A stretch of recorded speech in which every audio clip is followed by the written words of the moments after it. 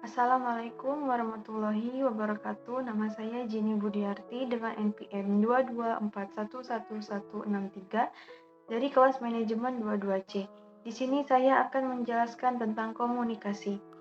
Pengertian komunikasi. Komunikasi adalah proses penyampaian pesan atau informasi dari satu pihak kepada pihak lainnya, sehingga pesan yang dimaksud dapat dipahami. Komunikasi dapat dilakukan secara lisan ataupun non-verbal.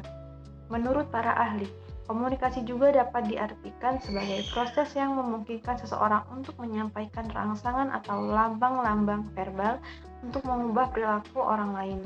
Bentuk-bentuk komunikasi antara lain komunikasi intrapersonal, kelompok, organisasi, dan massa. Tujuan dari komunikasi adalah untuk mencapai kebersamaan dan membangun hubungan antar individu atau kelompok. Jenis-jenis komunikasi. Ada beberapa jenis komunikasi yang masing-masing kurang lebih memiliki tujuan yang sama, yaitu menyampaikan suatu informasi. Berikut adalah jenis-jenis komunikasi dan penjelasannya. Komunikasi verbal. Jenis komunikasi yang dilakukan dengan menggunakan kata-kata baik secara lisan maupun tertulis. Komunikasi nonverbal. Jenis komunikasi yang dilakukan tanpa menggunakan kata-kata, melainkan menggunakan bahasa tubuh, gerak, atau ekspresi wajah. Komunikasi tertulis. Jenis komunikasi yang dilakukan dengan menuliskan pesan atau informasi dalam bentuk surat, email, atau pesan teks. Komunikasi visual. Jenis komunikasi yang dilakukan dengan menggunakan gambar, foto, grafik, atau video untuk menyampaikan pesan atau informasi. Komunikasi formal. Jenis komunikasi yang dilakukan dalam konteks formal, seperti dalam lingkungan kerja atau organisasi, dengan menggunakan bahasa yang baku dan formal. Komunikasi informal. Jenis komunikasi yang dilakukan dalam konteks informal, seperti dalam kehidupan sehari-hari, dengan menggunakan bahasa yang santai dan tidak baku.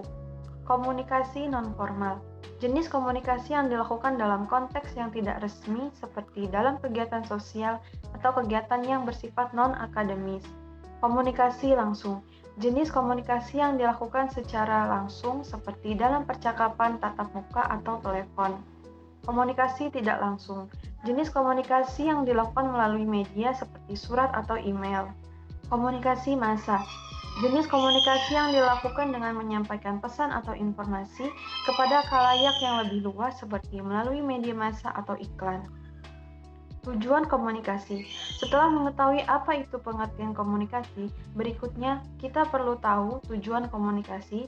Secara singkat, tujuan komunikasi adalah untuk menciptakan kesepamahaman di antara kedua belah pihak, namun masih ada sejumlah tujuan dari komunikasi yang perlu kita ketahui. 1. Menciptakan kesepahaman. Tujuan utama komunikasi adalah menciptakan kesepamahaman antara pengirim pesan dan penerima pesan. Komunikasi yang efektif memastikan bahwa pesan yang disampaikan dapat dipahami dengan jelas oleh penerima. 2. Penyampaian informasi. Komunikasi digunakan untuk menyampaikan informasi, baik itu berupa fakta, data, atau pengetahuan baru.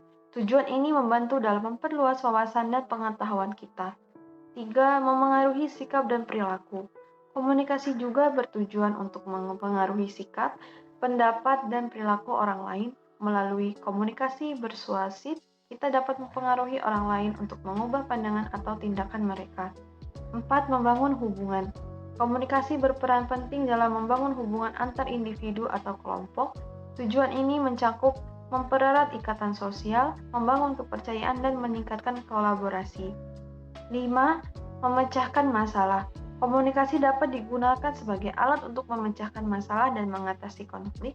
Melalui komunikasi yang efektif, kita dapat mencari solusi bersama, mendengarkan perspektif orang lain, dan mencapai kesepakatan. 6. Meningkatkan kinerja. Komunikasi yang baik dapat meningkatkan kinerja individu maupun kelompok. Dengan berkomunikasi dengan jelas dan efektif, kita dapat mengkoordinasikan tugas, memberikan umpan balik dan konstruksi, dan memotivasi orang lain. 7. Membangun identitas dan citra. Komunikasi juga berperan dalam membangun identitas dan citra diri atau organisasi. Melalui komunikasi yang tepat, kita dapat mengungkapkan nilai-nilai, tujuan, dan kepribadian yang ingin kita sampaikan kepada orang lain. Sekian presentasi dari saya akhiri. Wassalamualaikum warahmatullahi wabarakatuh.